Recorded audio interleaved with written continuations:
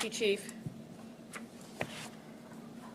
I want to just echo the comments of the Chief about the extraordinary work that was put into this investigation that still continues to this day. There's no question that SAC PD was on that scene within a matter of minutes. SAC Fire and all of the allied agencies that did extraordinary work to make the scene safer, to deal with those that had been shot. It was a very complex scene. This is a very complex set of facts. What I say to you today will be things that are already a matter of public record, and some things I'm about to tell you in terms of where we sit today with the prosecution.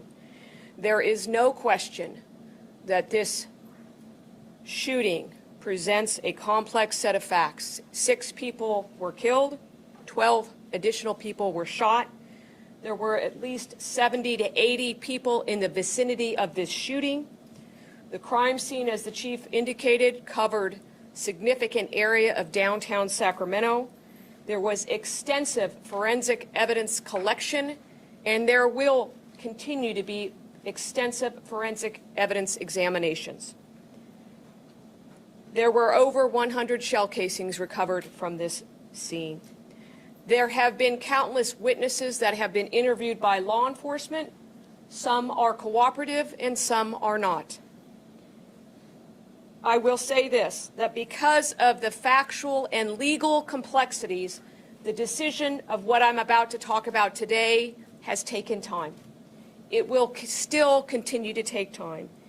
And I will say this to be very clear. What I'm about to tell you now is where we sit today with the facts and the law as we know it today. There continues to be an extensive investigation, and the evaluation of that investigation, along with the law, will take place at that time. This afternoon, across the street at the courthouse, a complaint was filed and arrest warrants were issued for 3 individuals. Those individuals are, what happened to this? Sorry. Make sure I got it good. The charges today that have been filed in arrest warrants issued, a judge signed those arrest warrants, involve Smiley Martin, Dondre Martin, and Matula Payton. What I want to do is go through what those charges are as to each of those individuals and then address some particular questions. As to Smiley Martin, the charges are, he is charged with the murder of Jontia Alexander.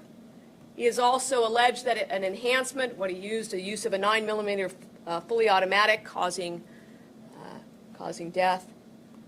Count 2, Mr. Martin is charged with the murder of Melinda Davis. Additionally, an enhancement has been alleged that he used a 9mm fully automatic gun causing her death. Count 3, the murder of Yamil Martinez. Again, an enhancement for using a 9mm fully automatic causing her death. In addition, Mr. Smiley Martin is charged with being a convicted felon in possession of a 9mm fully automatic handgun. Those prior felony convictions, which we must prove to be able to charge that case, include January 2013 conviction for being a prohibited person in possession of a firearm, May of 2014 conviction for a robbery,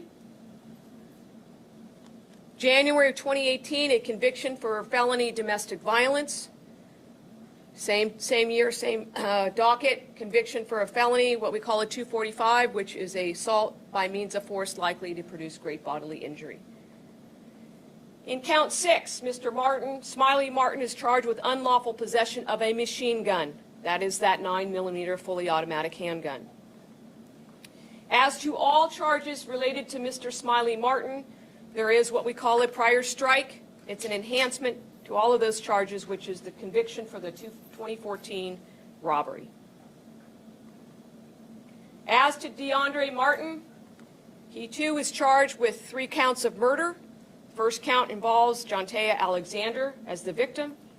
He has an enhancement that he is charged with using a 9mm handgun causing her death. Count 2, as to Mr. Dondre Martin, the murder of Melinda Davis. same enhancement, 9mm handgun, causing death. Count 3, the murder of Yamil Martinez, again with an enhancement of 9mm, causing death.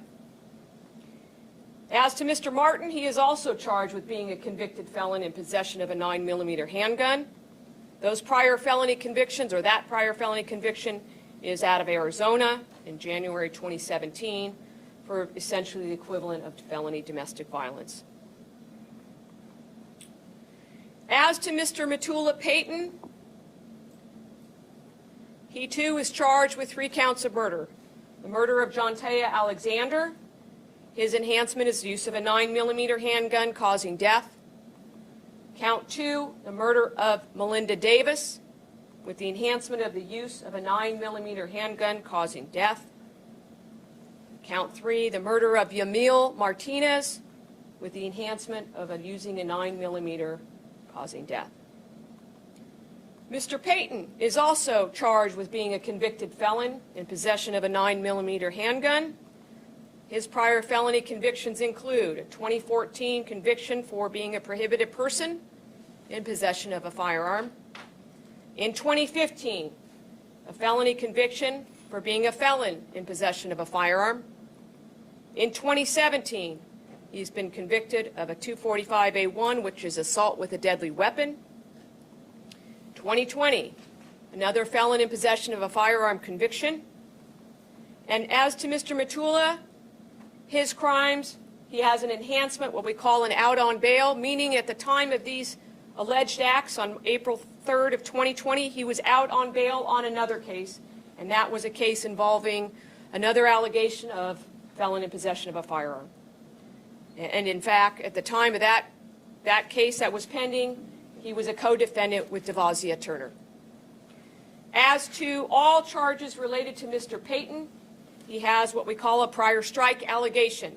The 2017 assault with a deadly weapon is a felony strike under California law.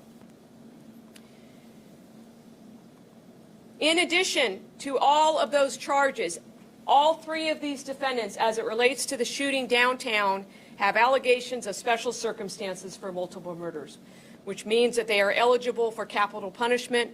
And just to answer any questions, that decision has not been made, nor will it be made, as to what type of penalty we seek, and that will be made down the road. In addition to those charges related to the downtown shooting, today additional charges were filed against Matula Payton in a separate docket alleging 3 counts of EDD fraud, totaling the amount of approximately $45,000, occurring between July of 2020, while he was incarcerated in state prison, and August of 2020 as well. As to all of those counts, in terms of the EDD fraud, he also is alleged to have that prior strike of the 2017 assault with a deadly weapon. Those are the charges today. I say this again, that is where we sit today with the evidence and the law. One question that may be posed is, why are Sergio Harris, Devazia Turner, and Joshua Hoy not charged as victims of the murder? As murder victims.